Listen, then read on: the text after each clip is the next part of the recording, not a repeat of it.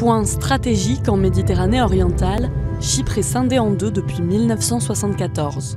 L'armée turque avait alors envahi le nord de l'île en réaction à un coup d'État manqué qui visait à rattacher le pays à la Grèce et inquiétait la minorité turcophone.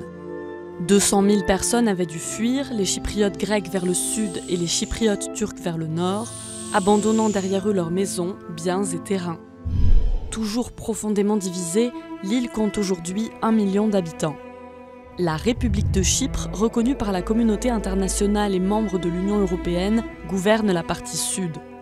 L'autoproclamée République turque de Chypre du Nord, qui administre la partie nord, n'est reconnue que par Ankara.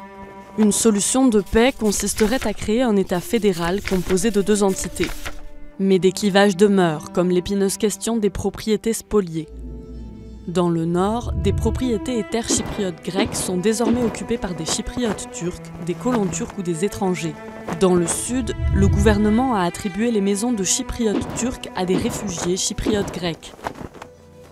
Autre point sensible au cœur des discussions, les ajustements territoriaux et la sécurité.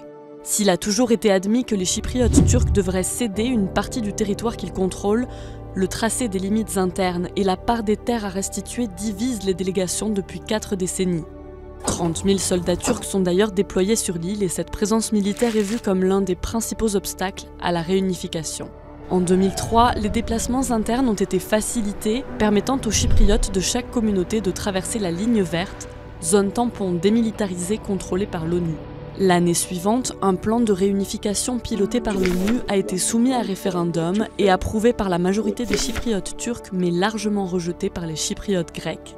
Chypre a ensuite rejoint l'Union européenne, mais tant qu'aucun accord de paix n'est conclu, la législation communautaire ne peut s'appliquer qu'à la partie sud de l'île.